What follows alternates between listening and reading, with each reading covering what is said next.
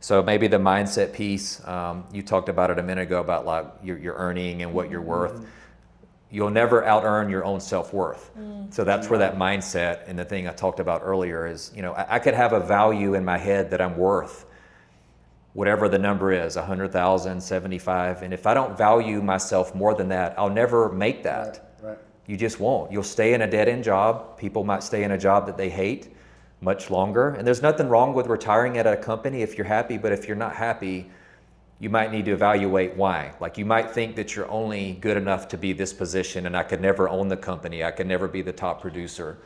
So that's kind of where that mindset comes in. And it's about believing in yourself. You know, we have to believe in ourselves before anybody else will.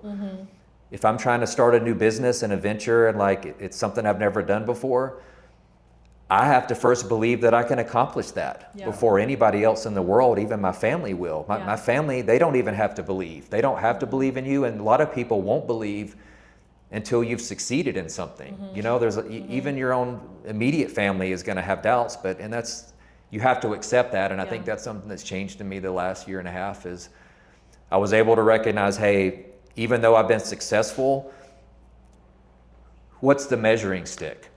So if I'm the most talented technical consultant out of 10 people, or if I make the most, and again, it's not about money, but if we're talking like if I'm in the room and I'm the best within 10 people, well, I need a new circle. I need a new circle like to help warm me up. Ed Milet talks about this. I talk about this like almost every time I do training, like the thermostat thing he talks about, where, you know, if it's 100 degrees outside, and I want the temperature to be 75 in here, I adjust the thermostat. It's kind of like, and it's like the identity of your life. Like your identity is rooted in what you believe about yourself. For sure. So if I only believe I'm worth X amount, that's all I'm ever gonna be. Or if I'm, the alcohol thing, if I'm in a room with 5 alcoholics and that's who I'm hanging out with day in and day out every single day, I'm gonna probably become the 6th. Hey, if I want to get in shape, I need to find some people like you, go to the gym. I'm going to probably, that's going to rub off on me. So that's what that is getting above your circle. Every day. Yeah, I'm big on that. Who you surround yourself with is who you will be. But what's equally powerful is you can change that by getting in different rooms and getting around different people. And one of my favorite things is getting around people that think bigger or think differently than me, because it expands my mind to what's possible and what's out there. Because I think we all have those limiting beliefs that want to hold us down. The other thing I would say, and I think people really need to pay attention to this, is if you have that little voice inside of you that's whispering and telling you, you should do this, right? That you should listen to it. I think one of the things that's helped me be successful is listening to that voice and going forward just because I felt like this is what I'm supposed to do without overanalyzing it. And because if I were to look at it and say, does this make sense? Do I have all my ducks in the row? I never did. And it never made sense. But those steps of faith, because I felt that spirit moving inside of me, telling me to go do it, have led to like amazing things. Well, so believing in yourself and believing that you're going to get help from God to do it. Like the best example I can think of that you reminded me of when you said that was years ago in my corporate world, I spent a lot of time in interviews, and we would, there'd be let's say 50 people would apply and 10 would get selected for the interviews and 1 would get the job. All 10 of them could have done it, right? That's how they got the interview, but only 1 of them got it, and almost always it was because that person had what we would call the it factor. Like they just stood out for some reason. And over time I started to think, okay, well, what is that it thing? Like how do you define it? And the best way I can describe it is it's a combination of humility and confidence. I'm humble enough to know I don't have all the answers, but I'm extremely confident in my ability to figure it out, and I will do it. And I think that's a perfect, mixture to have in anything, right? Especially business, but. Yeah, I mean, it's a drive thing. You can just see in some people they have more drive, and it's different than motivation. Motivation is just temporary. I could go to a training or a seminar and get pumped up, and I could leave it at baggage claim. That's motivation is just not long term. You have to focus, and then you can become driven. Once you do training. And the personal development thing has been big for me. Like when you were talking about getting around in a room around people. I've found out sometimes you have to pay for that. And that's a whole other like mental block and a leash. Personal development, paying for training. people see is like, hey, I can't spend money on myself because I don't really have that much money, but it's going to come back to you 10x or 100x. Sometimes you have to get in a room with people that have the knowledge that you don't have and you won't otherwise get, or getting yourself in a room surrounded by people that are big business people that are killing it, and that way you can get your networking or just get that knowledge. And that I found that that's what you have to do, and it's really paying off. What's the cost of not doing it? Right. Yeah. Well, you're going to pay either way. I just had this conversation yesterday. So you're going to pay either way. If it's a fitness thing, or hey, I can't pay the money, and you're going to kind of hold out on getting in shape or whatever. Okay, you're going to pay later, maybe as you get old and you haven't been in shape and you've let your health, or maybe you pay now, maybe your family pays because you choose to keep drinking. You keep drinking or keep not working out, your family's going to suffer now, or your energy level's going to suffer. So you're either going to pay in money or you're going to pay in your health or some other way. Yeah. Maybe it takes time. But. Yeah. Or yeah. Frank, what didn't we ask you that we should have asked you? I don't know. That's a trick question. So I have one. Why personal brand? Personal brand is huge. Not everybody has one, right? Everybody should. Why? Because it's who you are, and it'll carry you through wherever you go. And it's even if you're working at a corporate company, your brand is very important. How you present yourself online and what you stand for is important. You can still work in a corporate company and people buy from people. If you're in sales, well, back up. Everybody's in sales. Sometimes people will say, no, I'm not really in sales.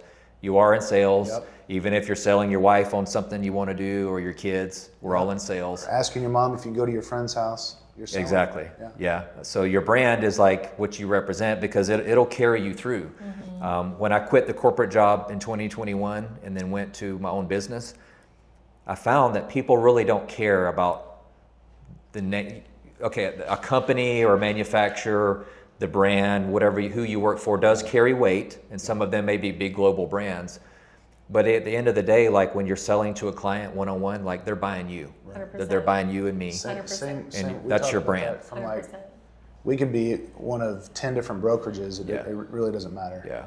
Well, and nowadays, even like the resume thing, like we don't really look at resumes that heavily. Like to me, if I go check out like your profile, Instagram or LinkedIn, like it should be professional. That's your brand. What do you stand for?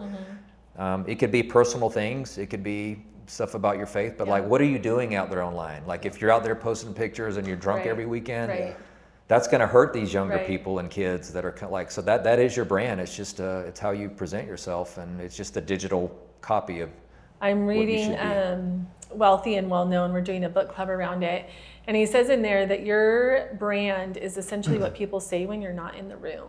That's your reputation. That's good. Yeah. And it's like, wow. So I love what you're saying, because it's just about, to your point, we all have a reputation. We all have a brand, whether we know it or not. So why not get intentional with what do you want that to look like, right? And it starts with just getting clarity, knowing what is it that you want your brand to represent. And then now once you have that clarity, then you can go and live that out. Yeah. I love that. Yeah, I think most people understand that their reputation is going to be important, especially in their career. But you've gone further. You actually have a T-shirt on with your brand and your 3 things. So, why that? Why go that extra step? That's the intentionality, right? Yeah, so that's going a little bit more for me, getting into the personal development space on the business side and doing more of that part-time. Some of that came from, so one of my mentors is Andy Elliott. That's who I've been training with for the last year and a half. So he, the Elliott Group. So he's really big in the training space, probably #1 sales trainer in the world. But that's one thing I noticed they were doing. So like his name is basically the company name, but it's a movement, it's his brand. And like everybody that works for him, they wear the shirts. So it's kind of a play off that. But then I wanted to put more of like, what do I stand for? How do I stand out? So yeah, this is a little different spin, but I try to wear these as much as I can, and it lets people associate me with the logo and what do I stand for, and whether it's like coaching clients in the future and new things, or if it's about like teaching on the corporate side and training, like people are picking that stuff up. I kind of balance between like my videos, like technical stuff, but I've really found that people really respond to these things. And then actually lately sharing more about like your failures, like Yes. post I just did about the drinking and like Yes. doing the High Rocks event. Yeah. A guy was like, wow, like I want to lose weight, and like tell me about like when did you stop, so and cool. like so sharing something that really could be cringy because I have to put photos of me like 30 pounds heavier and I Yeah. have to talk about alcohol. You would almost think that that gets no traction, but you get more Oh, for sure. It's real. you get more people responding to that, and then that helps you sell because you're a real person and you're not just some like Instagram model that's Social media is the relatable. highlight reel, and we all know that. So Yeah. when somebody talks about real stuff, Yeah. it's impactful. yeah. And I would say, Frank, that you are who you say you are. That's how you show up at the gym. One of the cool things that I love when I see you at the gym is you're just saying hi to everybody. You're such a friendly guy. And I think you leave the room a better place than the way that you found it. And so I would totally echo that what you say is truly who you are. You aren't just talking the talk, you really walk the walk. And I love that. I appreciate that. Yeah. I mean, I think you have to be friendly, and I think just talking to people is just It's something awesome. that goes by the wayside these days. I Yeah. think Yeah. you have to do that. And I definitely don't claim to be perfect, and we're always a work in progress. Yeah. And there's a lot of things I'm not the best at and that I'll admit that's false, but you know, I have to not get down on what those are and try to get better. And there's definitely things that I'll be doing to improve, but You're that a means good a lot. guy, for sure. Yeah.